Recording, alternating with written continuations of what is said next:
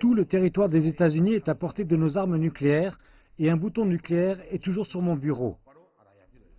Voilà un extrait du discours de Nouvel An livré par le dirigeant de la RPDC, Kim Jong-un. Un peu différent des vœux du Nouvel An habituel, ces paroles vives ont une fois de plus attiré l'attention du monde sur les menaces nucléaires de Pyongyang et les tensions croissantes dans la péninsule coréenne. Cette année, nous devrions nous focaliser sur la production en masse de têtes nucléaires et de missiles balistiques pour un déploiement opérationnel. Au même moment, le système stratégique a été mis en place. En 2017, la RPDC a lancé 17 missiles, chacun plus puissant que le précédent. Le 29 novembre, le lancement du missile balistique intercontinental Hwasong-15 a constitué une avancée pour Pyongyang qui met désormais le territoire américain à sa portée. Et la patience américaine est très mince.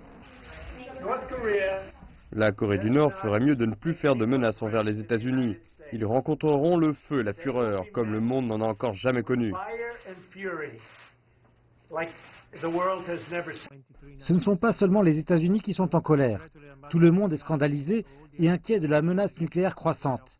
Les Nations Unies ont imposé 3 cycles de sanctions à la RPDC l'an dernier. Et le dernier, la résolution 2397, qui est passée en décembre, était le plus dur jusqu'à présent. La résolution comprend une interdiction des exportations de charbon, de minerais et d'autres matières premières, et une limitation des investissements en RPDC. Mais il semble y avoir de l'espoir. Dans son discours, Kim a par ailleurs exprimé sa volonté d'atténuer les tensions avec la Corée du Nord à travers le dialogue.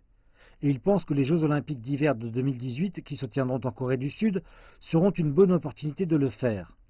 De la possibilité de la paix à une activité nucléaire accrue, cela laisse ouverte la question de ce qui attend la péninsule coréenne en 2018.